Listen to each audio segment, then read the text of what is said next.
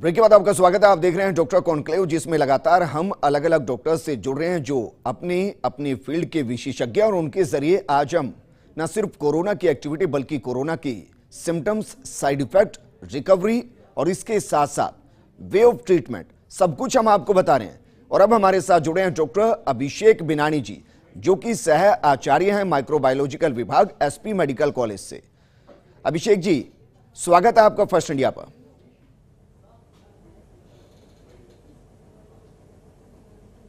धन्यवाद सर, पहला सवाल आपसे ये कि ये कहा जाता है कि वायरस अपने स्ट्रक्चर को चेंज करता है और नए स्ट्रेन आ गए हैं। क्या इसका मतलब ये भी निकाला जा सकता है कि जो बीकानेर के अंदर स्ट्रेन इस वक्त होगा, जो स्ट्रक्चर होगा, उससे जयपुर का स्ट्रक्चर अलग हो सकता है, जोधपुर का स्ट्रक्चर अलग हो सकता है?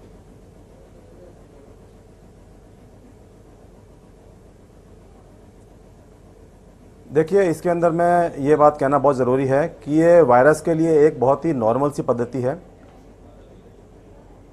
और ये म्यूटेट करता रहता है।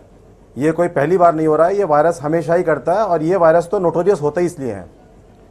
मगर इसका मतलब ये नहीं है कि ये म्यूटेट कर जाएंगे तो इसके खिलाफ, इसके अगेंस्ट हमारे पास जो भी एक्शंस हम ले सकते हैं उसमें कोई तकलीफ होगी। निश्चित रूप से ऐसा हो सकता है कि स्ट्रेन्स अलग अलग जगह पे अलग अलग मिल सकें, मगर उससे इसके ट्रीटमेंट पद्धति के अंदर में बहुत ज़्यादा चेंज करने की ज़रूरत वर्तमान में नहीं है। जी सर, एक और चीज़ मैं आपसे जानना चाहूँगा, क्योंकि लंग्स पर सीधा असर डाल रहा है, रेस्पिरेटरी ट्रैक को ये सीधा हार्म कर रहा है, तो जो लंग्स से है उसको किस तरीके से ये हार्म करता है, किस हिस्से को हार्म करता है?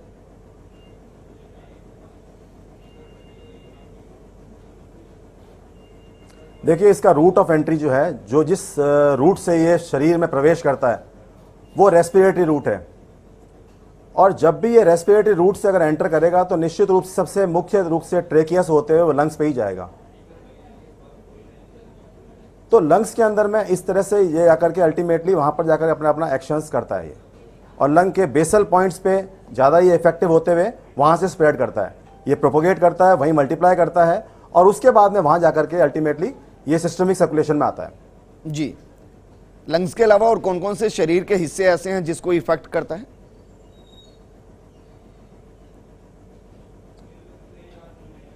मेनली तो देखिए लंग्स को इफेक्ट करता है, मगर इसके जो अल्टीमेटली जो इफेक्ट्स होते हैं, जो इसके प्रभाव होते हैं, वो शरीर के किसी भी हिस्से को इन्वॉल्व कर सकते हैं। ये काफ़ी हद तक देखा गया है कि इसके अंदर में थ्रोम्बोटिक इवेंट्स बहुत ज़्यादा हो रहे हैं। जो लोग इससे संक्रमित हो रहे हैं तो उनके अंदर में मायोकार्डियल इन्फेक्शन, जिसे हम कहते हैं साधारण भाषा में हार्ट अटैक, जो स्ट्रोक के इफेक्ट्स होते हैं, जो पेशेंट्स और कोमॉर्बिड हैं, जिनके अंदर डायबिटीज़ है, जिनके अंदर में कोई किडनी प्रॉब्लम्स हैं, उनके अंदर में उनके भी इफेक्ट्स को ये और एग्रीवेट करता है। तो इनडायरेक्टली ये शरीर के किसी भी हिस्से के अंदर में बाकी सभी उन पे अपना प्रभाव छोड़ सकता है। जी, एक और सवाल सर आपसे, क्योंकि इसके बारे में बहुत सी भ्रांतियां भी हैं और काफी ज्यादा लोग ये समझते हैं कि मैन मेड वायरस है। क्योंकि आप माइक्रोबायोलॉजिकल डिपार्टमेंट से हैं सर, इसके स्ट्रक्चर पर अध्ययन किया गया होगा, पूरा विश्व अध्ययन कर रहा है, क्या ये कंफर्म हो चुका है कि मैन मेड वायरस है या फिर इवोल्व बाय नेचर है?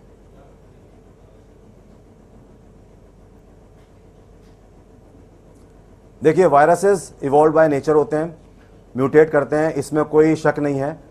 मगर काफ़ी थ्योरीज हैं, काफ़ी इस तरह के समाचार भी हैं, सब जगह पे हैं कि निश्चित रूप से ये नेचुरली इतना बड़े स्तर पे जिस तरीके से फैला है, जिस तरह से इसके इफेक्ट्स आए हैं, ये नेचुरली आना मुश्किल लगता है।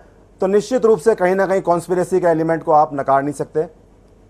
लेबोरेटरी मेड वायरस हो सकता है, बहुत हद तक इसके चांसेस भी हैं, कई थ्योरीज भी हैं, उसके बारे में बहुत ज़्यादा बात नहीं करनी चाहिए। इस वजह से हमारा बेसिक फोकस अभी यही होना चाहिए कि हमें इसे काउंटर कैसे किया जाए। सर, काउंटर करने के लिए कुछ आपको ऐसा दिखाई दे रहा है जो और बेहतर हो सकता है, क्योंकि स्थिति ज्यादा विकराल होती जा रही है। ऐसे में माइक्रोबायोलॉजिकल डिपार्टमेंट या फिर जो इस फील्ड में रिसर्च करते हैं, उनकी भूमिका को आप किस तरीके से देखते हैं?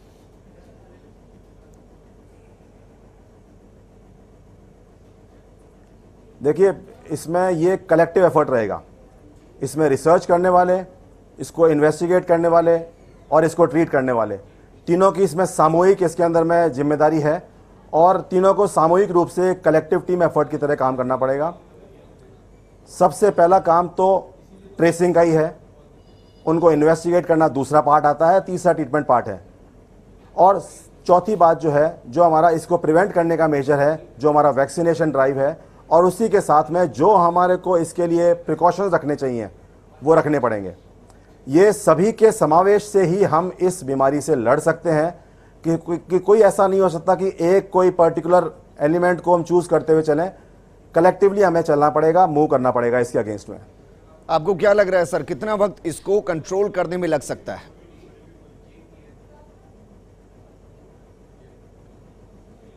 देखिए, ये कहना एक बिल्कुल एकदम एक गैस मारने जैसा होगा वर्तमान स्थिति में, मगर हाँ, जिस तरीके से ये एपिडेमिक इस सेकेंड वेव को हम जिसे स्टडी कर रहे हैं, जिस तरीके से आई है और जिस स्पीड से एक्सपोनेंशियली ग्रो कर रही है, ऐसा संभावित है, कई स्टडीज ऐसा कह रही हैं, ऐसा कई स्पेशलिस्ट भी कह रहे हैं कि जिस स्थिति में ये जिस एक्सपोनेंशियली जितनी स्पीड से बढ़ा है, लोग ये भी उम्मीद कर रहे हैं कि उसी स्पीड से नीचे भी आएगा जी। ये एक सुखद समाचार है, मगर केवल इस बात के ऊपर में होकर के हमें बाकी सब बातों को नकार नहीं सकते।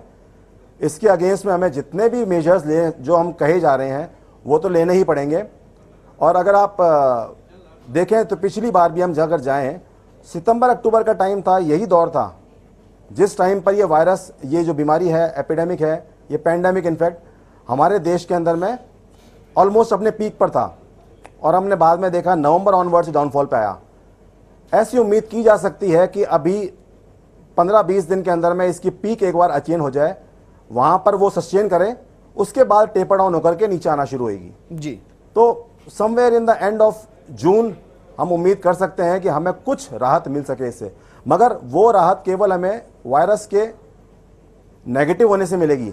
जो प्रभाव वो छोड़ चुका होगा शरीर में, जिन पे छोड़ चुका होगा, उनसे लड़ने में, निकलने में हमें आने वाले में 2-3 महीने आराम से लग सकते हैं। डॉक्टर अभिषेक जी, बहुत बहुत शुक्रिया वक्त निकालने के लिए सर, फर्स्ट इंडिया की डॉक्टर कॉन्क्लेव का हिस्सा बनने के लिए।